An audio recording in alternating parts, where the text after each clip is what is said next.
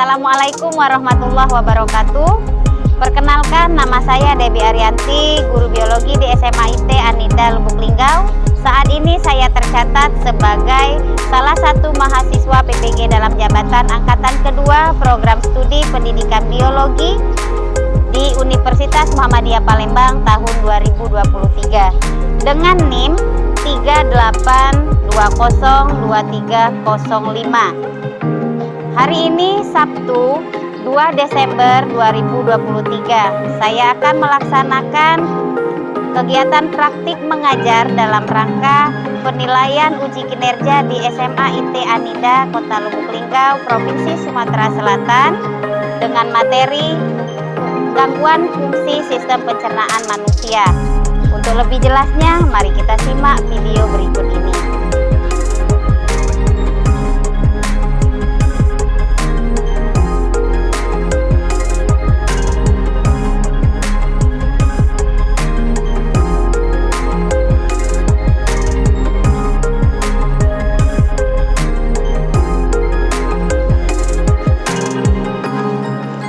Assalamualaikum. Oke, baiklah. Sebelum kita mulai pelajaran, silakan ketua kelas untuk memimpin doa terlebih dahulu. Bismillahirrahmanirrahim. Warahmatullahi wabarakatuh. Apa kabar semuanya? Alhamdulillah,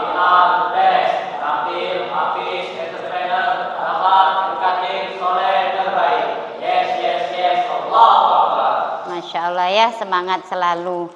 Oke, sudah siap untuk belajar? Ya. Siapa yang tidak hadir hari ini? Hadir semua. Hadir semua, alhamdulillah.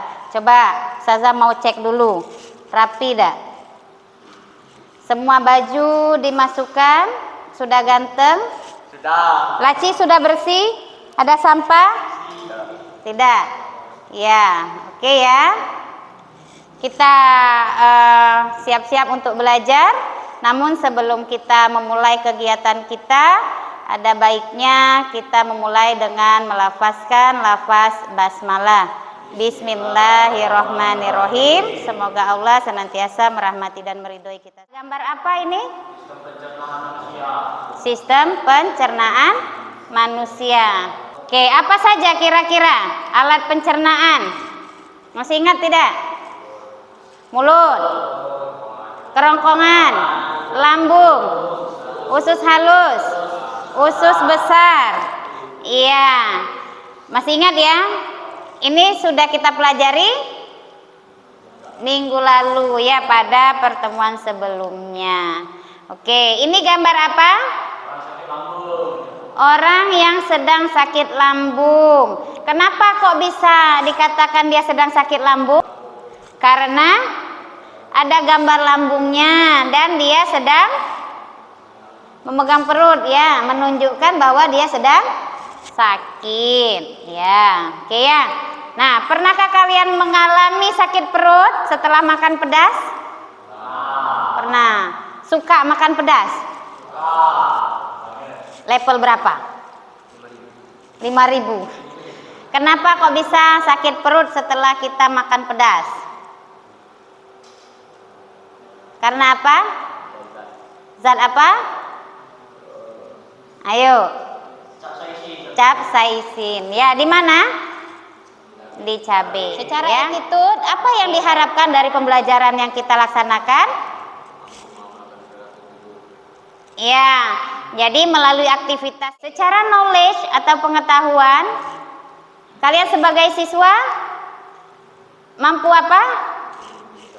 Mampu mengidentifikasi ya macam-macam gangguan fungsi pada sistem pencernaan manusia. Skill ya atau keterampilan. Skill apa yang akan kita capai? Apa?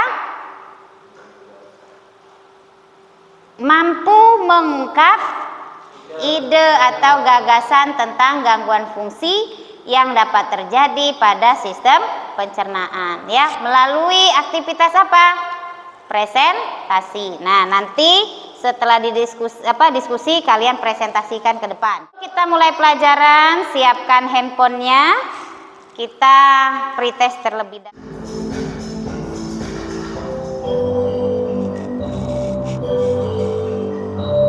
Iya.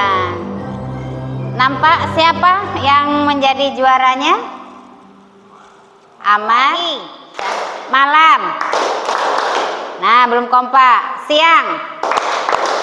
Pagi. Malam. Malam.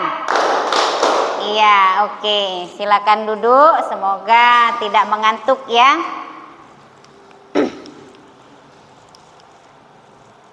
Oke. Kita lanjutkan ya. Perhatikan video berikut ini.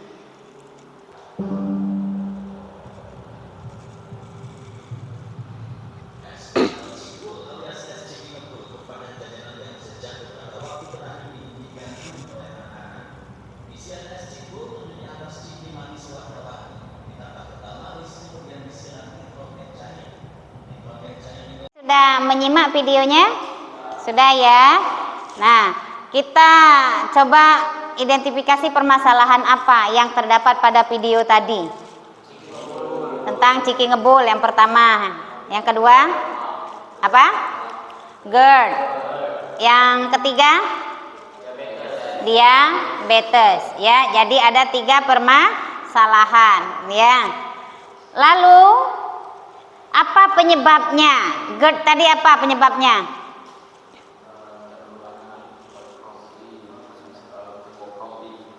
Mengkonsumsi kopi, coklat, makanan pedas, stres. Oke.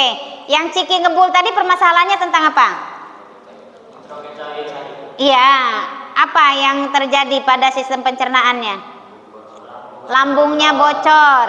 Penyebabnya nitrogen cair, ya. Terus yang terakhir tadi apa? Diabetes. Penyebabnya apa? Kebanyakan konsumsi gula.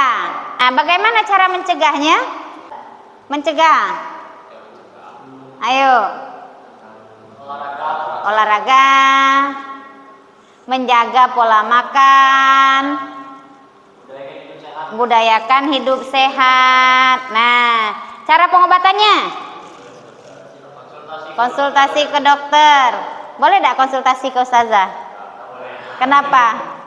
Untuk menjadi 3 kelompok, ya. Tolibat 1 kelompok, tulab 2 kelompok.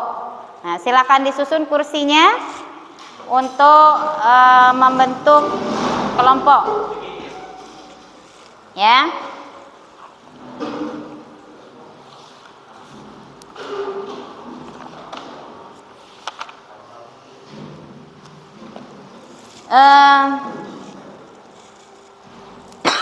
LKPD-nya silakan diakses ya melalui link yang ustazah kirim ya, atau dari LKPD yang ustazah bagikan. Oke, silakan berdiskusi. Kelompok 1 ya akan membahas tentang gangguan pada penyakit lambung ya, penyakit pada lambung. Yang kedua pada pankreas, kelompok 3 pada usus ya. Silakan cari referensi ya melalui buku kalian atau juga melalui modul. Boleh juga berselancar ya di internet. Manfaatkan kecanggihan teknologi saat ini untuk menjelajahi materi ya, atau melakukan kajian literatur. Oke. Silakan hasil diskusi ya diketik melalui Canva ya.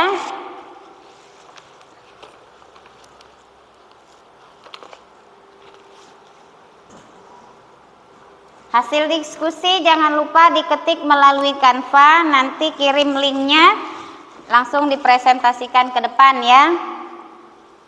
Nah, jadi jangan kita gunakan handphone kita hanya untuk main game saja, tapi kita manfaatkan untuk sebagai sumber belajar.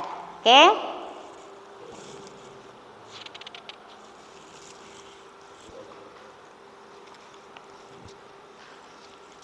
Assalamualaikum warahmatullahi wabarakatuh. Baiklah, kami dari kelompok 1 akan mempresentasikan tentang gangguan fungsi sistem pencernaan pada lambung.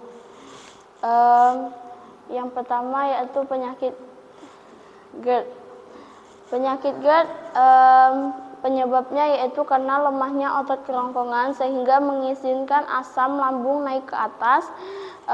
Adapun gejala dari GERD yaitu rasa terbakar di dada, regurgitasi asam lambung, dan rasa asam di mulut.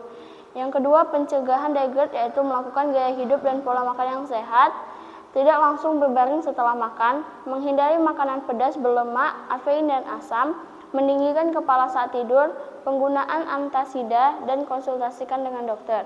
Yang ketiga yaitu pengobatan GERD. Penanganan GERD melibatkan perubahan gaya hidup, penggunaan obat antasid atau penghambat pompa proton, dan dalam beberapa kasus tindakan bedah. Yang kedua yaitu penyakit tukak lambung. Yang pertama adalah penyebab tukak lambung. Yang satu, infeksi bakteri Helicobacter pylori. Yang kedua, efek samping penggunaan obat peredam nyeri dalam jangka panjang. Yang kedua adalah pencegahan tukak lambung, mengurangi kebiasaan merokok, membatasi konsumsi alkohol, berhati-hati dalam menggunakan obat antiinflamasi non steroid, yang menghindari makanan mentah. Yang ketiga yaitu pengobatan tukak lambung. Oke, ada yang ingin ditanyakan? Ya, silakan kelompok 2 ya.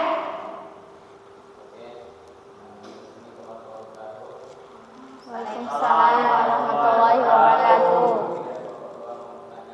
Apakah penyakit MAH dan GERD itu sama?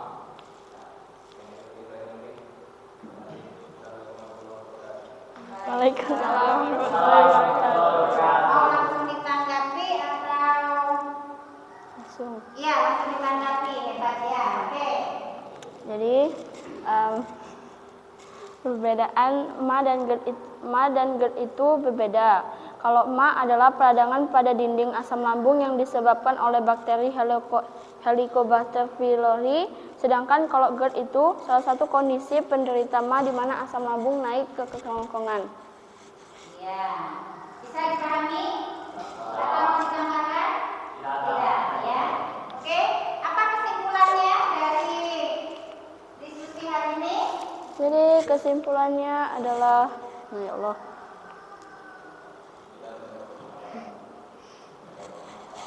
menjaga makanan yang kita makan dan juga harus memiliki pola makan yang teratur agar kita terhindar dari penyakit, dan kita juga harus berolahraga secara teratur. Iya. Oke ya. Silakan ditutup. Baiklah, mungkin itu saja yang dapat kami sampaikan. Wassalamualaikum warahmatullahi wabarakatuh. Waalaikumsalam warahmatullahi wabarakatuh. Bismillah. Assalamualaikum warahmatullahi wabarakatuh. Kami dari kelompok 2 akan menjelaskan tentang pankreas. Maksudnya itu penyakit yang ada pada pankreas.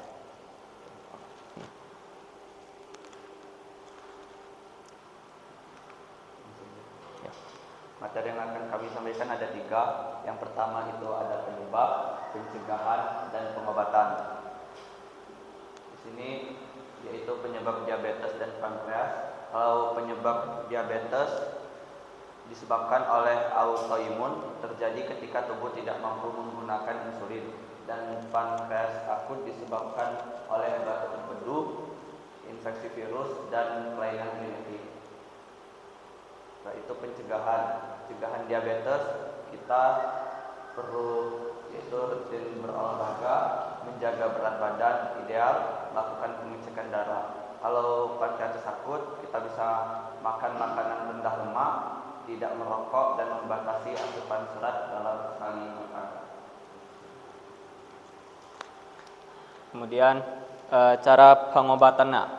Cara pengobatan diabetes yang pertama itu transplantasi pankreas dan diberikan beberapa jenis obat-obatan yang obat-obatannya berdasarkan resep dokter. Yang kedua, pankreas akut, yakni menjalankan rawat inap di rumah sakit agar kondisi terpantau, pemberian infus dan juga nutrisi. Saja yang kami sampaikan. Apakah ada yang ingin ditanyakan? Oke, silakan Amir. Assalamualaikum warahmatullahi wabarakatuh. Waalaikumsalam warahmatullahi wabarakatuh. Dari kelompok 3 ingin bertanya kepada kelompok 2. Ya. Yang saya ketahui penyebab diabetes itu adalah gula. Pertanyaan saya di sini adalah cukup simpel sekali. Apakah gula merah dan gula putih itu berefek sama pada tubuh? Oke. Terima kasih. Assalamualaikum warahmatullahi wabarakatuh. Waalaikumsalam warahmatullahi wabarakatuh. Mungkin kami tampung dulu pertanyaannya. Apakah ada yang ingin ditanyakan lagi? Nah, ada yang mau bertanya lagi? Tidak. Oke, gimana kelompok 2? Udah.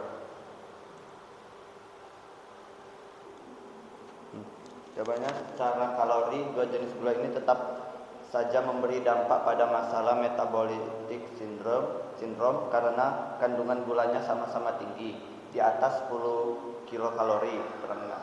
Dia melanjutkan dengan kata lain, baik itu gula atau gula merah sama menyimpan risiko bahaya untuk kesehatan tubuh. Jadi intinya Sama-sama sama ya, ya. sama memiliki resiko untuk meningkatkan gula darah di dalam Tubuh. tubuh ya. Hmm. Oke, apa kesimpulan dari diskusi kita? Kesimpulannya, kita harus menjaga sistem pencernaan karena itu sangat penting bagi kesehatan kita, yakni dengan cara olahraga secara rutin, tidak mengkonsumsi makanan tinggi gula berlebihan, dan jangan pernah sekali-sekali meminum minuman yang beralkohol. Ya. Oke, bisa dipahami teman-teman? Bisa. Silakan ditutup. Baiklah, mungkin ini saja ya dari kami. Assalamualaikum warahmatullahi wabarakatuh. Waalaikumsalam warahmatullahi wabarakatuh. Yang pertanyaan ya. Nah, ingat pesannya tadi apa? Nah, jangan pernah sekali-kali minum alkohol ya. Ingat itu. Ya. Itu tidak dianjurkan di agama kita khususnya ya. Masya Allah ya. Kenapa alkohol itu dilarang di Islam ya, atau dilarang oleh Allah dan Rasul? Ya karena tadi bisa merusak kesehatan tubuh. Oke, kelompok berikutnya silakan maju. Gangguan penyakit yang kita akan pelajari itu ada 3. Yang pertama appendicitis, yang kedua konstipasi, yang ketiga divertikular. Penyebabnya ini ada tuh digoni. Appendicitis itu artinya adanya penyumbatan yang terjadi di lapisan sehingga usus buntu berkembang biak bakteri dan akhirnya menyebabkan bengkak dan peradangan. Kalau konstipasi, penurunan aktivitas usus dan jarang mengkonsumsi sayur dan buah. Divertikular itu makanan yang dicerna atau feses bergerak terlalu lambat saat melewati usus besar. Pencegahan itu ada 3 pula. Appendicitis itu konsumsi makanan berserat, pemeriksaan secara rutin, menjaga hidrasi dengan konsumsi air. Konstipasinya mengkonsumsi sayur dan buah-buahan dan biji-bijian. Kalau divertikular itu memperbanyak mengkonsumsi makanan Berserat. Kalau pengobatan appendicitisnya operasi pengangkatan usus buntu. Kalau konstipasi minumlah air lebih banyak sampai dengan minum pencahar. Kalau divertikular itu istirahat, dia rendah serat atau cairan dan antibiotik. Apakah ada yang ingin dipertanyakan dari hasil presentasi kami di sini? Ya, ada yang Ada. Silakan. Silakan. Ya, silakan ditanyakan. Tadi kan penyakit apendisitis yang terjadi di umbai cacing, ya. Maksud umbai cacing itu apa? Saya belum paham maksud. Oke, ada lagi? Ayo kelompok 1. Silakan ditanyakan. Oke, baiklah, kami akan jawab pertanyaan dari kelompok 2. Menurut Martin 2012, umbai cacing merupakan organ yang berfungsi hanya sebagai tempat sel-sel darah putih berkembang. Hal ini juga tentunya ada kaitannya dengan ditemukannya lapisan submukosa yang mengandung pembuluh limfatik di dalamnya. Itu jawaban dari pertanyaan yang Anda tanyakan kepada kami. Dari jawaban tadi ada yang mau ditanyakan lagi sudah? Sudah bisa dipahami? Oke, kalau sudah bisa dipahami silakan disimpulkan dari diskusi. Kesimpulan kami yang dapat kami sampaikan adalah mari sama-sama kita menjaga ciptaan Allah yang telah Allah anugerahkan kepada kita semua agar kita menjadi insan yang beriman dan bertakwa. Itu saja dari kami. Saya akhiri. Terima kasih semuanya. Wassalamualaikum warahmatullahi wabarakatuh. Waalaikumsalam warahmatullahi wabarakatuh. Ya, bisa dipahami materi kita hari ini? Bisa. Oke. Betul tadi kata kelompok 1 bahwa GERD dan MAC itu berbeda ya. Kalau MAC asam lambungnya apa? Meningkat ya. Tapi sebatas lambung. Kalau GERD asam lambung yang ada di lambung naik ke kerongkongan. Karena apa? Otot kerongkongan berapa persen ketidaknikmatan menjalani kehidupan itu ketika dia mengalami asam lambung yang tinggi? Berapa? 80%. 80% mengalami apa? Kehilangan nikmat menyantap makanan. Iya, 80% orang yang mengalami kenaikan asam lambung kehilangan nikmat menyantap makanan ya. Kalau perut kita sakit, asam lambung kita meningkat, makanan enak enggak? Tidak enak ya. Kalau kalian dirawat di rumah sakit, orang kasih makanan enak-enak ya, kita makannya tidak enak ya, maka hilanglah kenikmatan itu ya. Maka kita harus bersyukur dikasih Allah untuk hidup sehat, maka perlu dijaga. Oke. Lalu pada data yang kedua, Pak, di Indonesia itu peringkat keberapa? Tingkat pertama ya. Jadi berdasarkan data dari mana itu? Dari WHO ya, pada tahun 2017 ya. Berapa angkanya, persentase angka di Indonesia? 40,9%. 40,9%. Dari negara apa saja? Indonesia, Kanada, Tertinggi Indonesia. Setelah Indonesia? Inggris, Kanada. Setelah Kanada? Cina. Bisa dipahami? Nah, apa kesimpulan dari keseluruhan pembelajaran kita? Yang pertama, apa? gangguan fungsi sistem pencernaan dapat mempengaruhi kualitas hidup seseorang. Nah, gangguan fungsi sistem pencernaan dapat mempengaruhi kualitas hidup seseorang ya. Maka untuk itu kita perlu memahami gejala dan penanganan berbagai gangguan pada sistem pencernaan ya. Lalu yang ketiga apa kesimpulannya?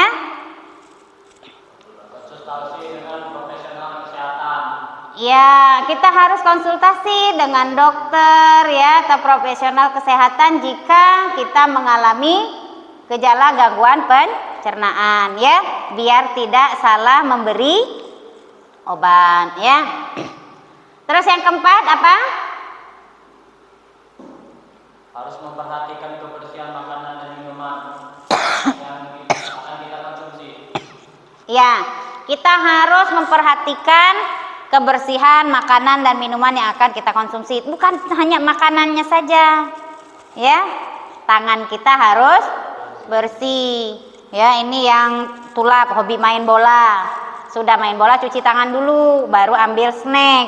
Jangan langsung comot snack, ya. Terus beberapa kelainan dan gangguan pada sistem pencernaan itu dapat diperiksa atau diatasi dengan alat yang disebut apa? Endoskop ya. Oke. Ini Ustazah beri tugas untuk pertemuan kita yang selanjutnya ya. Silakan kalian kerjakan di rumah. Nanti kita akan bahas bersama, kalian presentasikan hasil kerjanya. Ya. Oke. Siapkan handphonenya, silakan bergabung di Quizizz ya. Kita akan melakukan post test di nomor 548396.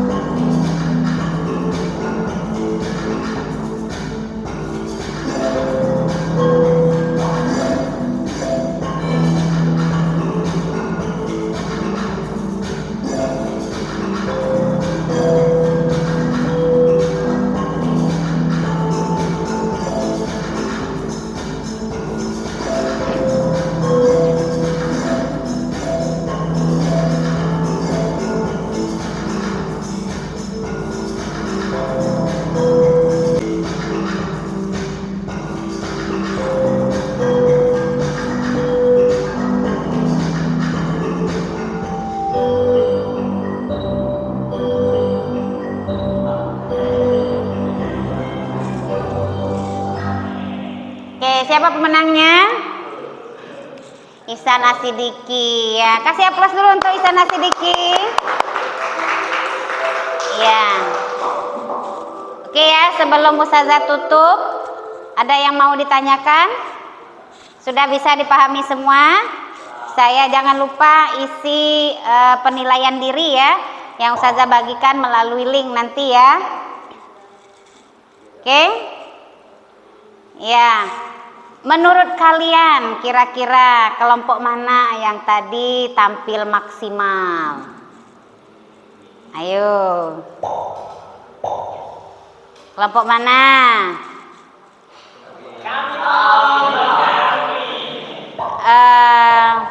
Dari tampilan presentasinya ya, dari prosesnya, maka ya kelompok terbaik adalah kelompok 2. Kasih aplaus dulu untuk kelompok 2. Iya, oke ya. Baiklah. Semoga Allah senantiasa merahmati dan meridhoi kita semua. Jangan lupa jaga kesehatan ya, istirahat yang cukup, olahraga yang cukup. Pesan tadi, jangan pernah sekali-kali mengkonsumsi alkohol ya atau miras ya.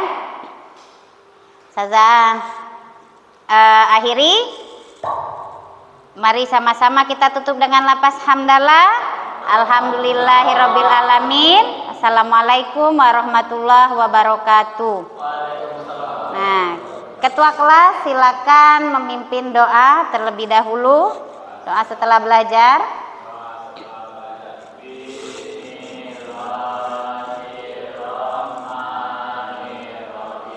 Allah